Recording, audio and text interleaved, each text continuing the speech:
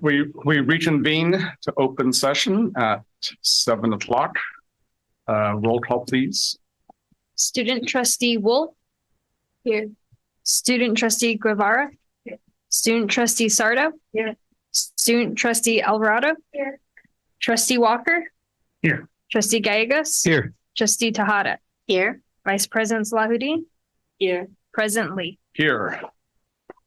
All right, item 8, approval of the agenda. Are there any changes to the agenda this evening? There are no changes. All right, can I get a motion to approve the agenda? So moved. Second. All those in favor? Aye. Item 9, approval of the minutes. We have 9A, board meeting minutes from October 3rd, 2023, and the board meeting minutes from October 7th, 2023. If no changes, can I get a motion to approve the minutes? So moved. Second. All those in favor? Aye. And there is nothing to report out of closed session. So we will jump down to item 11A, the board report. We will begin with our student trustees at the far end of the table. Trustee Wall, would you like to kick us off? Yes. So at Oceana right now, we're planning for our Halloween Fest, which is next week on Friday. And we have a rally the following week. And 2 weeks ago, we had a performance from the San Francisco Gay Men's Chorus, which was really meaningful. And our BLSU just put on another Halloween event last Friday as well. So yeah, we've been kicking off the school year with a lot of events. Great. Trustee Guevara. Hi, everyone. So on behalf of Westmore, we just had our fall dance last Friday. And today is actually our senior night for our girls volleyball team. A lot of exciting things, a lot of sports related stuff, but we're kind of wrapping around LGBTQ plus history month and Filipino Heritage Month and all that. And as we're nearing towards October and nearing the end of October, we're looking forward to doing a trick or treat event hosted by our ASD. Great. Trustee Sardo. At Turnover, we are wrapping up our breast cancer awareness fundraisers for the past few weeks with our athletic. Not next week, but the following week, we will be having a rally in honor of our school game against Terranova, against Half Moon Bay. And we have our food fair fundraiser next Friday for all of our clubs. Fantastic. Trustee Alvarado. So this Friday we have our food fair. So we're also doing the blood drive, which is pretty exciting. And we're bringing the Powerpuff Girls back. Speaking mic closer to you a little bit. We're bringing the Powerpuff Girls back, which is a girls football team. So it's pretty exciting. Trustee Walker. I have nothing to report at this time. Trustee Gallegos. I have nothing to report either. I'm just going to say a few things. I served on a panel last week. I held sponsored by the Pacifica Peace People, and it was a community dialogue about the impact of racism. So I served on the panel with trustees from the Pacifica School District, Laverne Villalobos and Kai Doggett. It was very well attended. The moderator was Nicole Anderson, who we have partnered with for years now. And it was very, very impactful, and there were even small group breakouts. Mr. Lee attended with his wife, and Ms. Torres, Principal Torres from Oceana attended, and our Pacifica Chief of Police attended also. It was really good discourse and very meaningful. And it's just the beginning of probably a series that they're trying to do. And of course, attended our Student Advisory Council meeting last night. Just love being with our students because they do a lot of hard work, and they're sharing among each other what everyone's doing at each school and how they can better serve the district. That's all you. Yeah, so a few of us were at Jefferson for our first on-site school board meeting that we've had in a little while. So I think all of the employees that attended, and I look forward to the future meetings that we have on site. And I also think our student trustees are also there. Thank you, Phil. And then I will also say that, again, it's been a couple challenging weeks. It continues. And that it's hard to know what to say because it's so charged. But what I will say is that a lot of horrific things have happened and it's affected a lot of people in our community. And I know it's really hard when something rips at your soul and the world continues moving without acknowledging the hurt. And so I just want to say to everyone who's in pain that I'm sorry that you're in pain and that, you know, I see you and I hope that you can do what you can do to find peace. And I hope that the world can find peace for our children, which is the reason why we're all here. And then I will also say that there has been a lot of outside pressure coming towards the district on how we behave towards our students. And to that, I want to say that the students have always been our priority. The students will continue to be our priority, and that the health and welfare of all of our students, regardless of their background, their cultural identity, or how they represent themselves, will continue to be our priority. And I just want to affirm that again as a trustee of the school district. Well said, and I echo those sentiments as well. I would just hope that we would continue to be a safe place for all of our students, and I'm always encouraged, just like when we were at Jefferson on Thursday evening, to be able to see the staff come out and the way they talked about their students and what they're doing in the classroom. It just gives me such hope and joy when I hear our staff talk about our students, and I see some of our educators here, and I know they're going to be able, you know, and the work that they do to take care of all of our kids. And so I'm heartened by the fact that this continues to be a safe place for our kids, that we continue to strive to make it as safe as possible. And that everything that we've done, certainly in my 8 years on the board, everything that I've tried to do has always been with the student first focus, because that's who we serve and that's who we take care of. I said to the folks at Jefferson on Thursday, you know, it doesn't matter whether you're teaching a student, counseling a student, feeding a student, driving a student,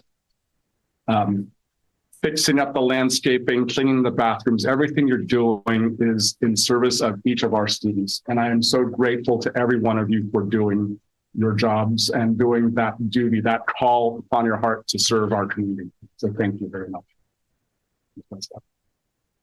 Thank you.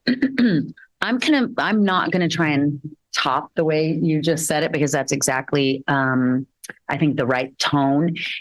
In my message last Friday, I really just wanted to kind of give that message to our community, that we know that there's a lot of horrific things happening right now, that there's a lot of people in pain, and that we are really, you know, it is our mission to ensure that our campuses are safe places for all of our students, and welcoming, and we will continue to do that.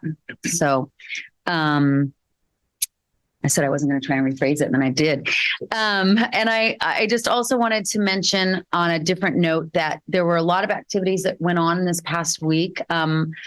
Thank you to the staff at Jefferson for coming to the meeting after school, and it was a good meeting. We always like to be on campuses talking with people, and that for the student trustees who attended, thank you. And there was an event that we went to last week for the Boys and Girls Club. Trustee Lee and Principal John Harrigan and I went, and we really are just so appreciative of them being in two of our schools with the Future Grads program. We know that that means a lot to many of our students, helping them to get to college. And then through college, they have people that work with the students once they're even in college. So it's a great program, and it was a nice event. And just thank you to everyone, because it's been a pretty difficult time. And I'm just always really proud of all of us and thankful. Thank you. Can I add one more thing? I forgot. We also went to the college and career fair. Oh, yeah. Yes, and so I just want to thank Andrew Mhm. and all of the volunteers that were there. See a couple in the room. That it was a great representation of who we are as a Mhm. district. That so many people showed up outside of their regular job duties to support students and what their next steps are in their life. So it was great to see the turnout. I mean, I actually think if we weren't there, no one would have been at the mall. we were a lot of the customers at the mall. I shopped, so and then it was just so well organized, having them seen this gradually progress into what it is now. So huge thanks to the organizers. I know there was a lot of people, but shout out to Andrew. Thank you. Yeah. Just take you back to the board briefly, if there's any subcommittees that wanted to report out this evening. Not, that's okay too. I guess I'll report out from our subcommittee that is looking at the remodel of the Jefferson gym and pool. We've been meeting, we've had many meetings, and I think that they'll be ready to present a proposal to the board in the next few meetings coming soon.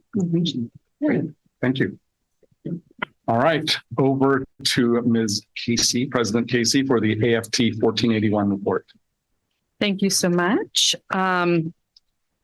So last weekend, I attended CFT's ECTK 12, so early childhood, transitional kindergarten through 12th grade division council meeting. Unfortunately, at the same time, there's also the classified division council meeting, so I had to sneak into that one as well. Some of the priorities that we will be having this year for legislative pushes are to deregulate certificated retirees. How they do it now is they have to wait a certain amount of time. They've gone back and forth. We want to get rid of that. CTE teacher permanency. Some of these issues are not our issues because we already have dealt with some of them, but some of them are not. ELD credentialing, there's some issues there. And paid COVID exclusion leave or deregulation. And then we've heard about AB 938 in the past. It was a bill that we were trying to get 50% increase in funding to schools, specifically to pay people more. Not just teachers, but all of the staff. And we turned it into a 2-year bill so that the governor wouldn't veto it. So give them a little bit more time, find some monies. So it's still on the table, thank goodness. And it's a 2-year bill now. So I just wanted to update everyone on that. Thank you. Thank you. All right, moving on to consent. Is there a motion to approve consent? Make a motion to approve the items on consent agenda. Second. All those in favor? Aye. Item 14, do we have any public comment this evening? We do not. Great, okay. So moving on, item 15A1, Thornton High School's plan for student achievement presentation. Deputy Superintendent Doctor's not here, so we'll just turn it right over to Benny. Mr. Marenko, Dr. Marenko, come on up.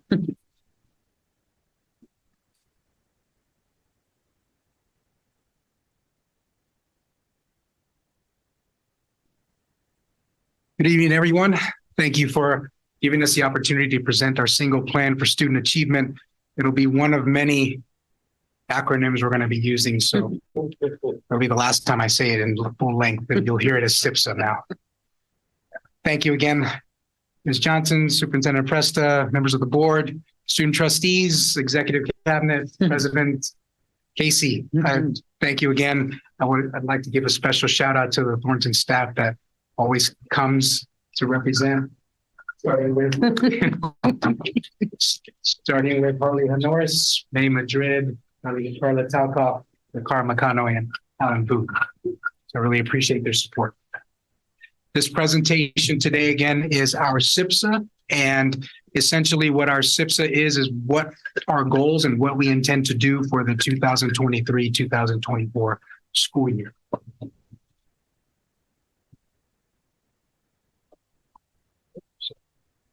All right. If we could sum up our vision, it would essentially be these three words that you'll see on our website as well. It's related to equity, growth, and community engagement. Some of our highlights for our current school year includes a school-wide response to, again, look at that acronym, social and emotional learning, or SEL, as well as grading practices. And we're continuing to make positive strides in both those areas. We are currently the home for Jefferson Union High School District's Remote Independent Study Program. And currently we have approximately 29 students that are currently enrolled in Remote Independent Study, representing each of the 4 comprehensive schools. We are very excited and thankful that our WASC Visiting Committee awarded us with the 6-year accreditation. So it helped us vertically align with a lot of our goals and priorities. We've rebranded our back to school nights, and now they are known as family community celebrations. And in addressing the needs of all students, we continue to improve our what's known as multi-tiered systems of supports, or MTSS. The needs and challenges are similar across other years and different for attendance. There's challenges we've had pre-COVID, there's challenges we've had during COVID, and there's challenges we have in the aftermath of COVID. Part of it is making sure that we have daily attendance and continue to have students at school 90% of the time or better. And when we have attendance challenges, there are interventions that we use to help address those needs, specifically the root causes. Co-curricular experiences, because of our school day and because of the capacity and resources, we are continuing to expand those co-curricular activities. And one of those most common co-curricular activities is encouraging students to begin and explore the world of work. Early identification of students to Thornton allows a few things. One, for students to graduate on time, if not early, as well as students, if they desire to return to their home school, they can. There's a family engagement component that's also an area of need and challenge, though examples such as the Family Community Celebration, or FCC, and our newsletter are allowing us the opportunity to hear more from families. Mentoring happens with all our staff at the school site, and looking at an organization such as Future Grads to help expand that support for students.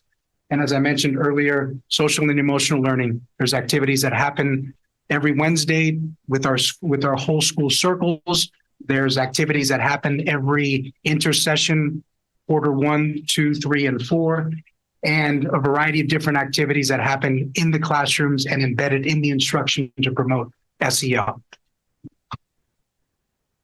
The plan for improvements includes the expansion of intervention, and looking at this now, I'd rather just strike the word intervention and the expansion of services in general. We want to continue to provide access to employment, as well as health and wellness and career opportunities. There are many needs that our students and families have, and knowing more about what their needs are allows us to expand services. We are currently under what's known as additional targeted support and improvement through the state, and we are continuously looking to exceed graduation rates in excess of 80%, as well as attendance rates to exceed 90%. And the family engagement is a key component of that, making sure that we have consistent representation, voice, and multiple pathways for families to communicate with our school site. Our goals and strategies are 3. There's an academic component, there's a family engagement component, and there's a services component. And one example of one of those academic components is deepening and sustaining grading for equity and universal design for learning, which is aligned with much of the work that's happening in curriculum and instruction. The second goal, as I mentioned, is a family engagement component. The one I'd like to highlight in particular is increasing community partnerships. One example of a community partnership that we had just recently participated in was through Superintendent Presta's collaboration and communication with the general manager of Lexus of Ceremony. We took 10 students on a trip to Lexus Ceremony, where they participated in a tour, talked about career opportunities, and 2 may even be in the process of applying and potentially interviewing for positions down the road. The last one is support services. And the area that I'd like to focus on again is continuing the social and emotional learning at the variety of levels. We can do a one-off, we can do it individually, we can do it through classrooms, we can do it through school-wide activities. And what our goal is for social and emotional learning to be pervasive and to extend beyond just one particular area of the school. Well, what's this going to cost? Some of those areas that we are looking to continue to support is our learning management platform, or the equivalent of Apex, is Ingenuity on our school campus. And that's usually at a cost of about $36,000 per year. The student first and student focused ideals that we continue to reach to every day includes investment in our staff. That's why you see an investment of approximately $10,000 per year, which is also based on district allocation to continue to reinvest in our staff members' professional development. There's also costs associated to field trips, or what we also know as community-based instruction, instructional materials to allow students to interact as well as benefit from the latest and greatest. We split the cost of a school social worker between the district office as well as our school site funds.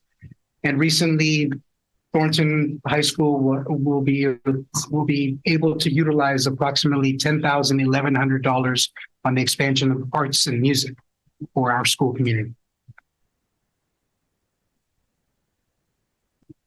And that concludes our presentation of our SIPSA.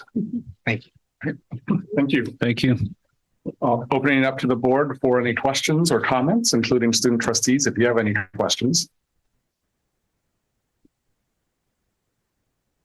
I have a question. So first of all, thank you. It sounds like you're still doing great things at Thornton. You continue to do great things.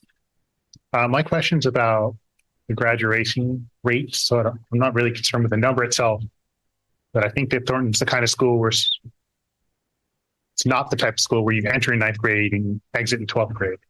So I'm just curious, how do you figure out your graduation? It's done individually. We may have students that share the same core class. So there's the illusion that everyone's traveling at the same pace and at the same finish line at the same time. But the reality is, during the intake and then meetings with Carla as well as their homeroom teachers, it's individualized.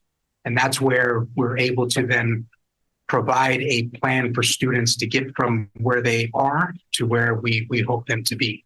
And that helps with keeping students not just on track, but continuing to have students that when they walk in the door, they leave us with a diploma. And then if there are obstacles that are in the way, then we try to problem solve those with, we problem solve those with the families. And in some of those cases, we are also looking at additional pathways to obtaining either a diploma or some certification based on family circumstances, their age. Again, these are just examples on the individual approach we take to getting students to that finish line. There are also times when we have students that, as I mentioned earlier, would like to return to their home school, and for some selfish reasons, we would like them to graduate with us as a diploma, with the Thornton diploma. But the reality is that we're all sibling schools, and if you have this desire to return to your home school, and that's what's motivating you to graduate, then we certainly want to support that as well. Thank you.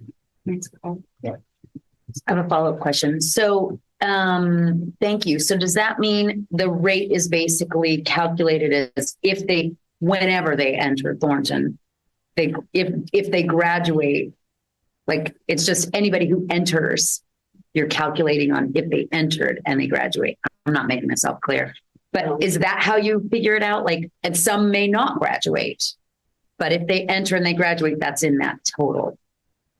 I've I've made many attempts to use the same formula that the state uses for graduation rates. Uh-huh. And in its simplest form, you're absolutely Okay. right. So if There's they enter Thornton and they graduate, Right. There's a Yeah. range beginning at some point at the end of the school year. Let's say the business cycle, July 1st to Yeah. let's say the end of the school year, where a student that enters and is on our roster is part of what's known, part of the denominator. okay, in good. calculating graduation rates. And then Good. there's something else that Yeah. may be included in that. And then if they go back to their home school and graduate, are they included in that home school's graduation rate and not Thornton's?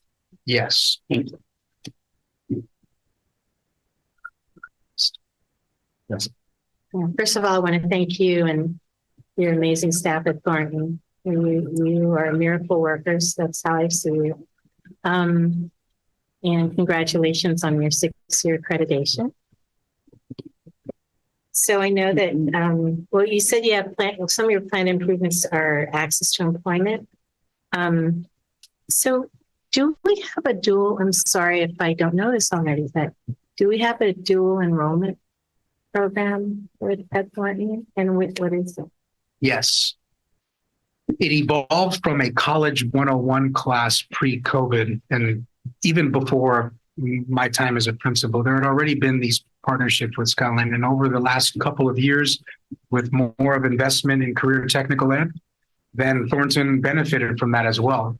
And an example of the program that we have is our buildings and construction program. And that's and students typically who are with Mr. Ed Lopez and the Wilderness Program are students that not only are they participating in activities related to CEEP or Community Environmental Education Program, there was another acronym, is the targeted group that are also that also benefit from that CTE component. And do we have any data that you can share with us on how many students are enrolled in that and get college credit for it? That's something I can do some additional research on, just so I can get you an accurate number. I'm just curious. But what I can share is that when we have students that are not only in a combination of wilderness program, the CTE, as well as accessing Thornton core curriculum, we generally are seeing a greater likelihood that students are finishing with us and getting the diploma. But as far as that exact number, I can do some research on that. Thank you. Thank you. It's awesome to see kind of how far Thornton has come. I was there in '95, so a long time ago. And back then, it kind of felt like one of those places where they just kind of sent the kids that weren't really obviously doing well in regular school, but it didn't really feel like the kind of attention that I feel like you're putting into this, program there now. So it's really cool to see all the, all the things that are going on there, the community engagement, the mentorship type things, just the different ways of trying to keep these students engaged, is super important, obviously, but it was just, I felt something that obviously when I was younger, I could have used too. So I know that, seeing all the effort that's being put into it, and hopefully if you need any help with, more community engagement, or, when I was there and I did a talk, Carly invited me for career day last year, and, my wife and I did some presentation on our careers and got a lot of interest from a lot of the guys there that were, looking to get into some maybe trades and union and stuff like that. So I do have connections there that, I'd be willing to work with you on, or talk to you more about, try to help some of these guys get into some really good trades, schools and stuff like that. So thank you for, all the hard work and kind of, making sure that nobody left behind, really, you know what I mean? Because it could feel like that sometimes when, you're in schools that are like this, but I appreciate it. Thanks a lot. Thank you. I stand on these folks' shoulders. Okay. I mean, they're the ones day in and day out in the classrooms, and then I wouldn't say the job is easier, but I would say that when we when we wake up every day and we have a very good sense on what our why is. And there's lots that we do to pull together. And I can't tell you the stories, of course, the anecdotals of students who, when we're able to disrupt that historical narrative of what Thornton is, then we have an opportunity then to leverage that with increasing partnerships. And that's where I think we're hitting this at a really opportune time. That's great. Yeah. And offer stands, let me know. I mean, you can reach out, let me know if you need anything. Yeah. Thank you. So again, thank you for presenting. Thank you for being here. Thank you to all the staff for all of the things that you do for our students. I'm very grateful. I will, the one comment, it's not really a question, it's a comment. When on the budget expenditures and the staff development based on the district allocation, just wondering if we want to think about that a little bit more, because the level of supports that the students need requires a higher level of attention from the teachers and staff. So it's a classroom full of students that most of our other teachers in the other schools would send out of the classroom. So that's different level, that's different kind of support for the staff that work there. So I'm wondering, like, are we budgeting to allocation or are we budgeting to need? So that is actually a question, sorry, but just something to think about. Well, I would hope that we budget to need, and certainly we have some allocations. Yeah. So, yes, thank you, Tina.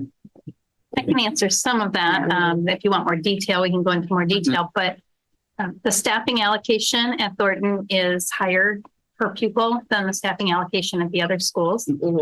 And as for site funds, we give them 3 allocations for each one student. So compared to the allocations per student at the other schools. So is that enough for the need?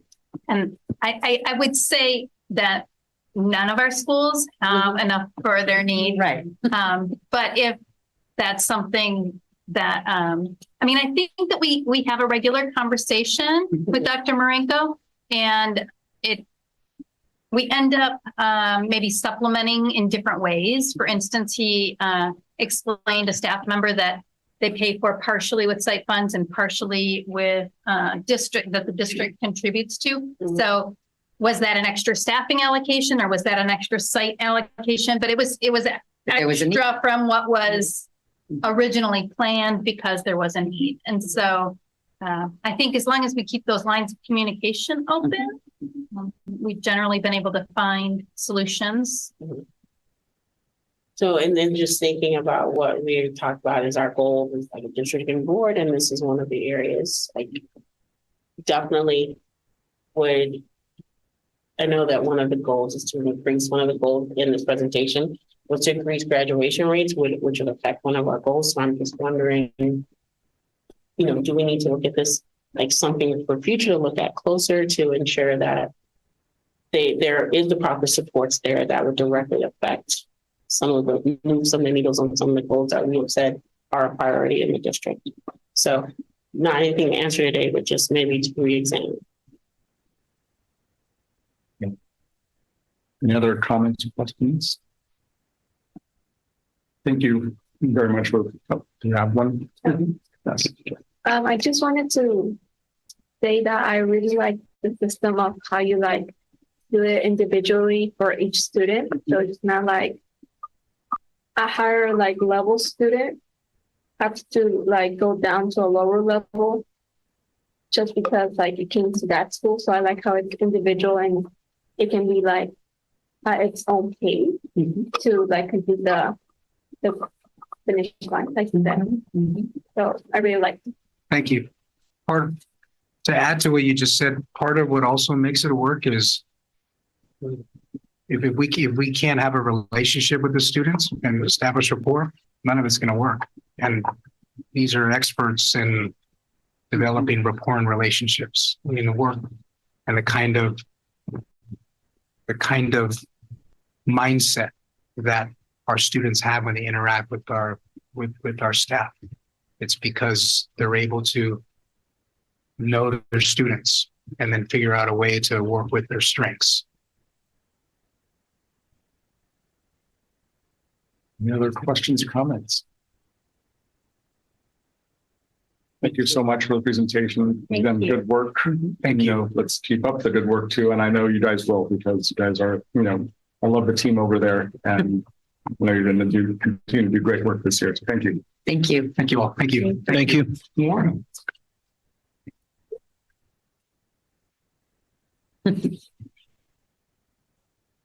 All right. Consideration of future agenda items. Anyone? All right, then I will entertain a motion to adjourn. Second. All those in favor? Aye. Meeting adjourned at 7:36 PM. Called it.